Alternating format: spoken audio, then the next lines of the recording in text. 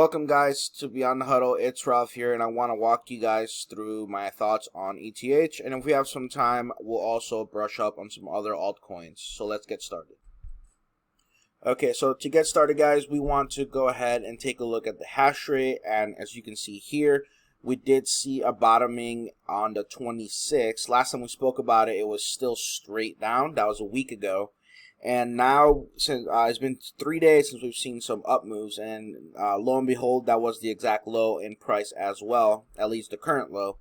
So one thing I don't like about this price chart here is that, this hash rate chart, is the fact that we have a long way before the actual trend of this hash rate will change. So if you guys want to picture this right here, we just keep making lower lows, right? So what we need to do right now is somehow, some way, find some higher lows. I mean, I don't think it's going to straight up just recover to 528 terahash, but who knows? I've seen some crazy things happen in this market. But right now, I'm seeing some short-term bullishness based on this Ethereum hash rate, and lo and behold, what has price been doing for the past 4 days? Well, this is the 4th day, so the past 3 days, been going straight up. So that's one thing that we have to keep in mind. The next thing that we have to keep in mind is what we spoke about yesterday on the commitment of traders, which was, if you look at this line right here, from the 15th to the 22nd, we had an increase. So during that week, we had an increase in shorts. You can see the shorts went up right here. So this is the percentage of shorts. And usually when you go above the 60 line, you expect retracement. You expect a reversal because it's too extreme. And when you hit 80%, you also, you're just even more extreme. So if we zoom out a little bit, you can see the way we kind of tell where this, when this will turn. So now that we're above 60, we're asking, okay, well, when is it going to turn? Well, there you want to look at the net position, and you want the net position in this case. If you want the shorts to start decreasing, you would have wanted the net position to start increasing. That did not happen. If anything, the net position went even more short. And then obviously the longs went below average, and the shorts went above average. So that to us was telling us on Bitcoin yesterday that we saw a huge increase in shorts during this down move. As you guys may remember, that means that somewhere within this price leg, we want to be looking out for some strong resistance. If we compare that to Ethereum from the 12th to the 22nd, we can then map out some important resistance levels. So from this swing high to this swing low, we get a premium right there. And this becomes really interesting to me because we have the SMPDT, right? We have a bearish monthly. So you can see we're well below the monthly, and there's only basically, 1 day left? Tomorrow. And then we have a bullish weekly, and now we're starting to get a bullish quarterly. So look at that right there, right? We ended up bouncing off last week. We ended up bouncing off for the second time of that quarterly open. Now this is really important because if you compare that to Bitcoin is well below its quarterly, right? So this is when you have to choose. Do I believe then that there's a fake move on Ethereum and we're going to continue the downside bearish, or do I think that Bitcoin has bottomed out, right? So I'll leave that up for you guys to decide, but the way I'm going to handle this right now is I'm essentially going to, like I've been saying, I'm going to wait till the new quarterly open.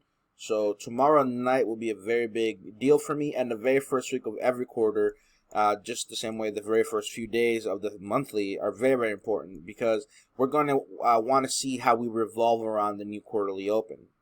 Now, what could happen is we end up opening the quarter as we hit this resistance level, and then we sell off again. If that happens, I will continue my bearish stance, and then we want to confirm that on Friday with more either the same amount of bearish contracts or lessening of longs again. So we're either going to add shorts, lessen longs, or we're going to keep shorts the same and lessen longs, right?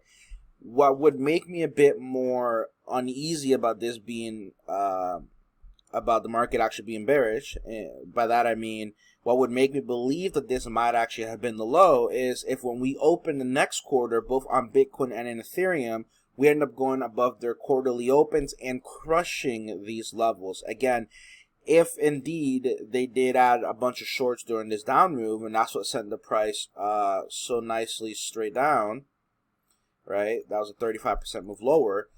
So if that's indeed them adding shorts, then some level in there has to hold. So if that gets broken and then they add longs and reduce shorts, we have to then quickly get ready to switch our bias, because this might actually have been the low, and then we can start buying alongside with the smart money, and then we can start to look for new bullish targets and so on and so forth.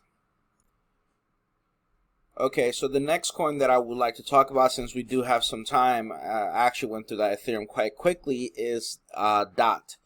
Now, when we do DOT here, I want to show both the USDT chart and very quickly the BTC cross chart, because I think that we're reaching some very, very interesting levels. And although we didn't talk about it, you guys should go ahead and check out your Ethereum Bitcoin chart and apply some of these SMPDT ideas and price action, weekly demands, and so on, because that's also looking quite interesting. But nonetheless, if we look here, one thing I found interesting about the DOT chart is that it actually looks very similar to this Bitcoin chart, minus the yearly open being used as support part. As you can see right here, we opened, we broke below the quarterly open, so that means we're bearish on the quarter, we're bearish on the monthly. Now that's completely different than Ethereum, which is bullish on the quarter, bullish on the weekly, and it's only bearish on the monthly, right? So now you're saying, well, wait a second, that doesn't sound very strong, right? Obviously, Ethereum's stronger than that. Well, you're right, but the reason why I want to focus on DOT is because we could potentially hit this level right here. Now, if we make it purple, that's how I like to do my weekly demand. So I'll just draw this out. Obviously, you guys know it's from the open to the equilibrium. So let me do it legitimately here. Again, sometimes it does stop at the wicks, but nonetheless, at around $10 is actually quite an interesting level for me, since we already broke this one, and I remember the minute this one fell, I drew this out, and it did hold temporarily, but I wasn't expecting any long-term holds there, because, of course, sorry about that, because, of course, we're bearish on a quarter. So if I'm bearish on a quarter, you see what's happening right now. This up move is just the bottom side wick, yeah? Now, while it may be a 28% rally, prices fell 75%, and that's the same thing with Bitcoin, guys. You have to understand that even though prices are up about 24% right now, 26, 29%, whatever it may be, this thing fell almost 60%, right? 56, 57%. So that's normal to have some sort of retracement. The hard part is, and I was having a discussion with Misha about this earlier, the hard part is understanding when those retracements can turn into reversals, right? And that's a little bit of the game that we play here when we use TA and stuff like that, is really identifying, okay, this is going to be the low end, it's just going to go straight up, or it's going to come down first before going straight up. So at the moment, the reason I'm showing you this chart is because while I don't expect it to go here to the monthly demand, I would like to see it go to the weekly demand and hit $10. That would be about a 40% drop at the moment. And again, while this doesn't have to happen, that would be my perfect target if I want to buy DOT. Now, what would have to happen on this USDT price for that to continue? Well, much like we did with Bitcoin and Ethereum, because the smart money was adding shorts during this time between the 12th, so let's move this over here, between the 12th of June to the 22nd of June, we want to pick some sort of resistance there. Again, you guys can draw your swing high, your swing low.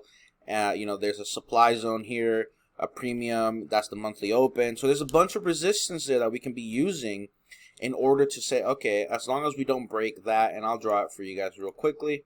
So we can definitely say, as long as we don't break this premium, we can be looking for, so you can see right here, that's the premium, and just above it, a little bit above that premium, is the monthly open, right?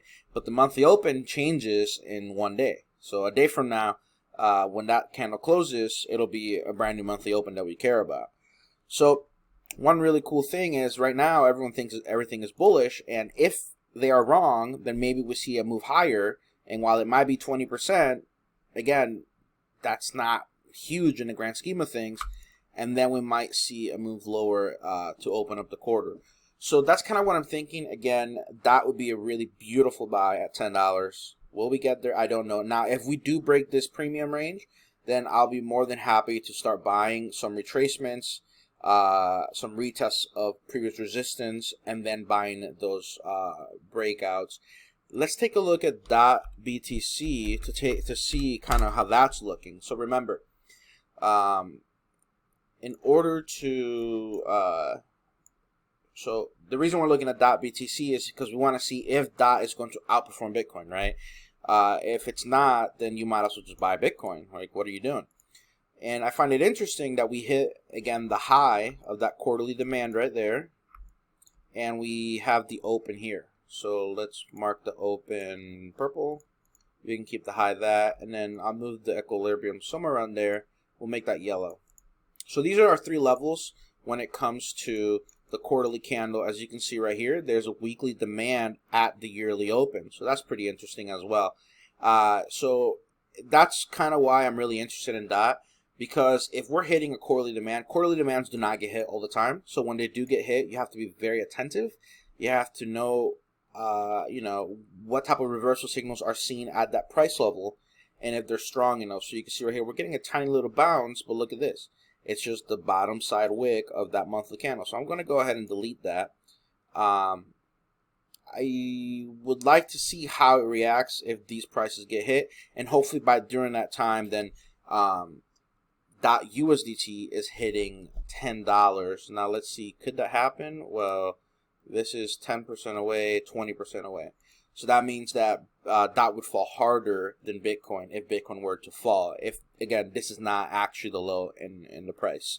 So that's what I have for DOT, guys. Again, some pretty interesting price action because of this quarterly candle right here. The question is, where is it going to stop? It already hit the high. And then I would love to see the weekly demand get hit, although obviously, like I just said, it doesn't have to do so. And in order to stay bearish, we have to respect this. So, and that's again because the smart money sold. We saw that they increased positions in shorts and less in longs during this time. If this gets broken, much like I said on Ethereum and I said on Bitcoin yesterday, if that gets broken, it needs to be followed up with longs increasing and shorts decreasing the week after. So we'll keep you guys up to date with that. If you like this video, subscribe, like, make sure to turn the notification bell on, and I'll see you guys next week for a new analysis. Don't forget to keep up with us on Twitter, as I'll be talking about these setups that I talk about in the video, following them up with some commentary, maybe some pictures, and also every weekend I will also be posting the new positions from the smart money as they come in, from the asset managers and the institutions. So I hope you guys have a great day, and we'll talk soon.